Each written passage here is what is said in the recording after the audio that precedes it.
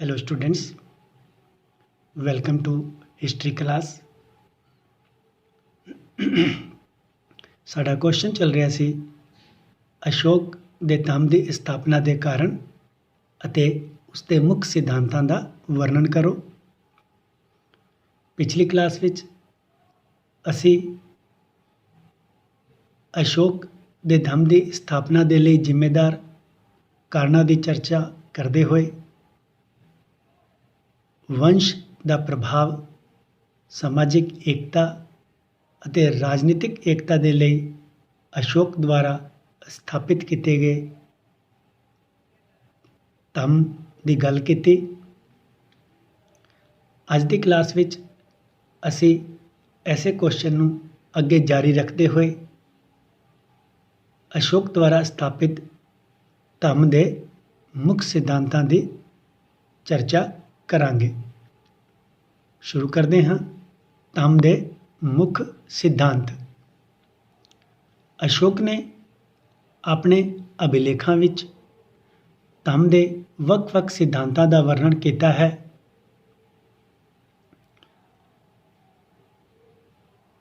ਉਸ ਦਾ ਕਥਨ ਸੀ ਕਿ ਜੇਕਰ ਮਨੁੱਖ ਇਹਨਾਂ ਸਿਧਾਂਤਾਂ ਦਾ ਪਾਲਨ ਕਰੇ ਤੇ ਉਹ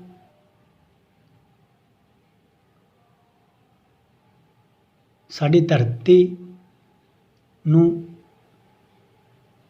ਸਵਰਗ ਬਣਾਉਣ ਵਿੱਚ ਸક્ષਮ ਹੈ।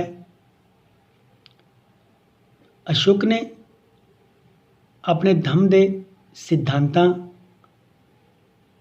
ਦੀ ਵਿਆਖਿਆ ਕਰਦੇ ਹੋਏ ਆਪਣੇ ਅਭਿਲੇਖ ਵਿੱਚ ਲਿਖਿਆ ਹੈ ਕਿ ਆਪਾਸੀ ਨਵੇ ਬਹੁ ਕਿਆਨੇ ਦਇਆ ਦਾਨੇ सचे सोचे माधवे साधवे चै। यानी ये शब्द अशोक दे धम्म दे मुख सिद्धांतां दा वर्णन करते हैं। इन्हां सिद्धांतां नूं असी कुछ पॉइंट्स दे विच समझ सकते हैं, जिन्हां विच पहला है वड्डियां दा सम्मान। अशोक ने अपने शिलालेखां विच इस गल ते जोर दिता है कि सानू अपने तो वड्डियां दा सम्मान करना चाहिदा है। संतान नू अपने माता पिता दा पूरा आदर करना चाहिदा है। विद्यार्थियों नू अपने गुरुआं दी आग्या दा पालन करना चाहिदा है। इन्हां तो अलावा सानू ब्राह्मणां, रिशियां, धर्म दे अनुयायियों, संबंधियों, मित्रों अते राज के उच्च अधिकारियों का भी उचित सम्मान करना चाहिए है। दूजा पॉइंट है छोटियां नाल प्रेम। जिवें वड्डियां दा आदर करना छोटियां दा कर्तव्य है, इसे तरह वड्डियां दा कर्तव्य है कि वो छोटियां नाल प्रेम करन। उच्चे अधिकारियों नूं छोटे अधिकारियों नाल, अमीरां नूं गरीबां नाल अते स्वामियां नूं सेवकां नाल प्रेम दा व्यवहार करना चाहिदा है। माता पिता नूं अपने बच्चों नाल अते गुरुआं नूं अपने शिष्यां जां चेलियां नाल प्रेम अते सहानुभूति होनी चाहिदी है। अगला पॉइंट है सदगुण। अशोक चाहता सी कि मनुख नूं अपना जीवन एक आदर्श बनाना चाहिदा है। इस दे लई उसनूं कुछ सदगुणां दा पालन जरूर करना चाहिदा है। उसके अनुसार मनुख नूं हमेशा सच बोलना चाहिदा है। उसने सच्चाई नूं नैतिक जीवन का आधार मन्निया। सच तो बिना धर्म केवल एक ढोंग रह जाता है। मनुख नूं सारे प्राणियों के प्रति दयालु होना चाहिए है। उसनूं सारे दीन दुखियां की सहायता करनी चाहिए है। उसनूं दूजियां द्वारा किए गए उपकारां ਨੂੰ ਕਦੇ ਭੁੱਲਣਾ ਨਹੀਂ ਚਾਹੀਦਾ। ਅਗਲਾ ਪੁਆਇੰਟ ਹੈ ਅਹਿੰਸਾ। ਅਹਿੰਸਾ ਅਸ਼ੋਕ ਦੇ ਧੰਮ ਦਾ ਆਧਾਰ ਸੀ। ਅਸ਼ੋਕ ਦਾ ਕਹਿਣਾ ਸੀ ਕਿ ਸਾਨੂੰ ਸਾਰੇ ਜੀਵਾਂ ਦੇ ਨਾਲ ਪਿਆਰ ਕਰਨਾ ਚਾਹੀਦਾ ਹੈ। ਅਸ਼ੋਕ ਦੀ ਅਹਿੰਸਾ ਮਨੁੱਖਾਂ ਤੱਕ ਹੀ ਸੀਮਿਤ ਨਹੀਂ ਸੀ, ਬਲਕਿ ਉਸਨੇ ਪਸ਼ੂ ਪੰਛੀਆਂ ਦੇ ਜੀਵਨ ਨੂੰ ਵੀ ਪਵਿੱਤਰ ਮੰਨਿਆ। ਅਸ਼ੋਕ ਨੇ ਖੁਦ ਸ਼ਿਕਾਰ ਖੇਡਣਾ ਅਤੇ ਮਾंस ਖਾਣਾ ਛੱਡ ਦਿੱਤਾ ਸੀ। ਉਸਨੇ ਸਾਲ ਵਿੱਚ 56 ਦਿਨ ਅਜਿਹੇ ਨਿਸ਼ਚਿਤ ਕਰ ਦਿੱਤੇ ਸਨ ਜਦੋਂ ਕਿਸੇ ਵੀ ਪਸ਼ੂ ਦੀ ਹੱਤਿਆ ਨਹੀਂ ਕੀਤੀ ਜਾ ਸਕਦੀ ਸੀ। ਅਸ਼ੋਕ ਨੇ ਤਾਂ ਪਸ਼ੂਆਂ ਦੀ ਦੇਖ ਰੇਖ ਦੇ ਲਈ ਹਸਪਤਾਲਾਂ ਦਾ ਪ੍ਰਬੰਧ ਵੀ ਕੀਤਾ ਸੀ। ਅਗਲਾ ਪੁਆਇੰਟ ਦਾਨ। ਅਸ਼ੋਕ ਦੇ ਧੰਮ ਵਿੱਚ ਦਾਨ ਨੂੰ ਵਿਸ਼ੇਸ਼ ਮਹੱਤਵ ਦਿੱਤਾ ਗਿਆ ਹੈ। ਉਸਨੇ ਲੋਕਾਂ ਤੋਂ ਗਰੀਬਾਂ ਅਤੇ ਸਾਧੂ ਸੰਤਾਂ ਨੂੰ ਖੁੱਲ੍ਹਾ ਦਾਨ ਦੇਣ ਦੇ ਲਈ ਕਿਹਾ ਸੀ। ਅਸ਼ੋਕ ਸਿੱਖਿਆ ਨੂੰ ਸਭ ਤੋਂ ਵੱਡਾ ਦਾਨ ਸਮਝਦਾ ਸੀ। ਉਸ ਦੇ ਵਿਚਾਰ ਦੇ ਅਨੁਸਾਰ ਸਭ ਤੋਂ ਵੱਡਾ ਅਤੇ ਚੰਗਾ ਦਾਨ ਇਹ ਹੈ ਕਿ ਕਿਸੇ ਅਨਪੜ੍ਹ ਵਿਅਕਤੀ ਨੂੰ ਪੜ੍ਹਾ ਕੇ ਉਸ ਨੂੰ ਅਗਿਆਨ ਦੇ ਹਨੇਰੇ ਤੋਂ ਬਾਹਰ ਕੱਢਿਆ ਜਾਏ ਅਤੇ ਧਰਮ ਦੇ ਸਿਧਾਂਤਾਂ ਤੋਂ ਜਾਣੂ ਕਰਵਾਇਆ ਜਾਏ। ਦਾਨ ਦੇਣ ਨਾਲ ਇਸ ਜੀਵਨ ਵਿੱਚ ਅਤੇ ਅਗਲੇ ਜੀਵਨ ਵਿੱਚ ਸੁੱਖ ਦੀ ਪ੍ਰਾਪਤੀ ਹੁੰਦੀ ਹੈ। ਛਠਾ ਪੁਆਇੰਟ ਹੈ ਪਵਿੱਤਰ ਜੀਵਨ। ਅਸ਼ੋਕ ਦੇ ਧੰਮ ਵਿੱਚ ਲੋਕਾਂ ਨੂੰ ਸਾਦਾ ਅਤੇ ਪਵਿੱਤਰ ਜੀਵਨ ਬਤੀਤ ਕਰਨ ਦੀ ਜਾਂ ਜੀਣ ਦੀ ਪ੍ਰੇਰਣਾ ਦਿੱਤੀ ਗਈ ਹੈ। ਝੂਠ, ਅਹੰਕਾਰ, ਈਰਖਾ ਅਤੇ ਕ੍ਰੋਧ ਮਨੁੱਖ ਨੂੰ ਪਾਪੀ ਬਣਾਉਂਦੇ ਹਨ। ਇਸ ਲਈ ਮਨੁੱਖ ਨੂੰ ਇਹਨਾਂ ਬੁਰਾਈਆਂ ਤੋਂ ਹਮੇਸ਼ਾ ਦੂਰ ਰਹਿਣਾ ਚਾਹੀਦਾ ਹੈ। ਅਗਲਾ ਪੁਆਇੰਟ ਹੈ ਸੱਚੇ ਰੀਤੀ ਰਿਵਾਜ।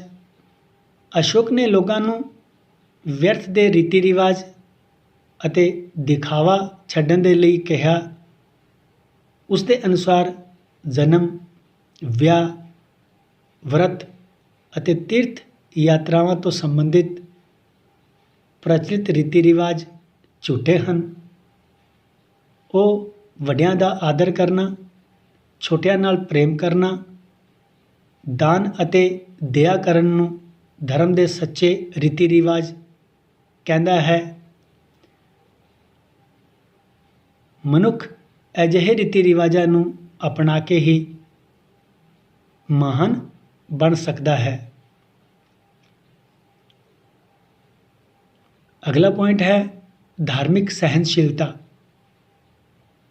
ਧਾਰਮਿਕ ਸਹਿਨਸ਼ੀਲਤਾ ਅਸ਼ੋਕ ਦੇ ਧੰਮ ਦਾ ਮੂਲ ਮੰਤਰ ਸੀ। ਇਸ ਦੇ ਅਨੁਸਾਰ ਮਨੁੱਖ ਨੂੰ ਆਪਣੇ ਧਰਮ ਦੀ ਪ੍ਰਸ਼ੰਸਾ ਅਤੇ ਦੂਜਿਆਂ ਦੇ ਧਰਮ ਦੀ ਨਿੰਦਾ ਨਹੀਂ ਕਰਨੀ ਚਾਹੀਦੀ। ਮਨੁੱਖ ਨੂੰ ਸਾਰੇ ਧਰਮਾਂ ਦਾ ਆਦਰ ਕਰਨਾ ਚਾਹੀਦਾ ਹੈ। ਇਸ ਦੇ ਨਾਲ ਉਸ ਦੇ ਗਿਆਨ ਵਿੱਚ ਵਾਧਾ ਹੁੰਦਾ ਹੈ ਅਤੇ ਉਸ ਦੀ ਮਹਾਨਤਾ ਦਾ ਪਤਾ ਚੱਲਦਾ ਹੈ। ਅਸ਼ੋਕ ਦੇ ਅਨੁਸਾਰ ਜੋ ਵਿਅਕਤੀ ਆਪਣੇ ਧਰਮ ਦਾ ਸਨਮਾਨ ਕਰਦਾ ਹੈ ਅਤੇ ਦੂਜੇ ਧਰਮਾਂ ਦਾ ਨਿਰਾਦਰ ਕਰਦਾ ਹੈ ਅਤੇ ਇਸ ਤਰ੍ਹਾਂ ਆਪਣੇ ਧਰਮ ਦਾ ਮਾਨ ਜਾਂ ਯਸ਼ ਵਧਾਉਣਾ ਚਾਹੁੰਦਾ ਹੈ, ਉਹ ਅਸਲ ਵਿੱਚ ਆਪਣੇ ਧਰਮ ਨੂੰ ਹਾਨੀ ਪਹੁੰਚਾਉਂਦਾ ਹੈ। ਅਜਿਹੇ ਮਨੁੱਖ ਵਿੱਚ ਧਰਮ ਦੀ ਅਸਲੀਅਤ ਦੀ ਕਮੀ ਹੁੰਦੀ ਹੈ। ਸਾਰੇ ਧਰਮਾਂ ਦਾ ਸਾਰ ਹੈ ਕਿ ਦੂਜੇ ਧਰਮਾਂ ਦਾ ਵੀ ਆਦਰ ਕੀਤਾ ਜਾਣਾ ਚਾਹੀਦਾ ਹੈ। अगला पॉइंट है कर्म सिद्धांत। अशोक ਦਾ कर्म सिद्धांत ਵਿੱਚ ਮਜ਼ਬੂਤ ਵਿਸ਼ਵਾਸ ਸੀ। ਉਸ ਦੇ ਅਨੁਸਾਰ ਮਨੁੱਖ ਨੂੰ ਉਸ ਦੇ ਕਰਮਾਂ ਦਾ ਫਲ ਜ਼ਰੂਰ ਮਿਲਦਾ ਹੈ। ਜੇਕਰ ਮਨੁੱਖ ਦੇ ਕਰਮ ਚੰਗੇ ਹੋਣ ਤਾਂ ਉਸ ਨੂੰ ਨਾ ਕੇਵਲ ਇਸ ਜੀਵਨ ਵਿੱਚ ਸੁੱਖ ਪ੍ਰਾਪਤ ਹੁੰਦਾ ਹੈ, ਬਲਕਿ ਅਗਲੇ ਜਨਮ ਵਿੱਚ ਵੀ ਸੁੱਖ ਅਤੇ ਸਵਰਗ ਪ੍ਰਾਪਤ ਹੁੰਦਾ ਹੈ। ਇਹਨਾਂ ਸਾਰਿਆਂ ਸਿਧਾਂਤਾਂ ਨੂੰ ਅਸ਼ੋਕ ਨੇ ਆਪਣੇ ਅਭਿਲੇਖਾਂ ਵਿੱਚ ਵਾਰ-ਵਾਰ ਇਹਨਾਂ ਸ਼ਬਦਾਂ ਦਾ ਪ੍ਰਯੋਗ ਕਰਦੇ ਹੋਏ परिभाषित किया है कि अपासी नवे बहु कयाने दया दाने सचे सोचे माधवे साधवे चै।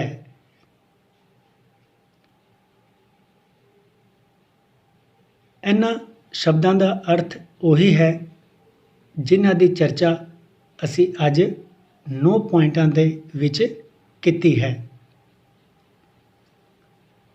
स्टूडेंट्स, ਇਹ ਸਨ ਅਸ਼ੋਕ ਦੇ ਧੰਮ ਦੇ ਮੁੱਖ ਸਿਧਾਂਤ, ਜਿਸ ਵਿੱਚ ਦਇਆ ਕਰਨਾ, ਦਾਨ ਦੇਣਾ, ਪਵਿੱਤਰ ਜੀਵਨ ਜੀਣਾ ਅਤੇ ਕਰਮ ਸਿਧਾਂਤ ਵਿੱਚ ਵਿਸ਼ਵਾਸ ਰੱਖਣਾ ਆਦਿ ਸ਼ਾਮਲ ਹਨ। ਅੱਜ ਦੀ ਕਲਾਸ ਵਿੱਚ ਇੰਨਾ ਹੀ। ਅਗਲੀ ਕਲਾਸ ਵਿੱਚ ਇਸ ਪ੍ਰਸ਼ਨ ਨੂੰ ਅੱਗੇ ਜਾਰੀ ਰੱਖਦੇ ਹੋਏ ਉਸ ਨੂੰ ਪੂਰਾ ਵੀ ਕਰ ਦਿਆਂਗੇ।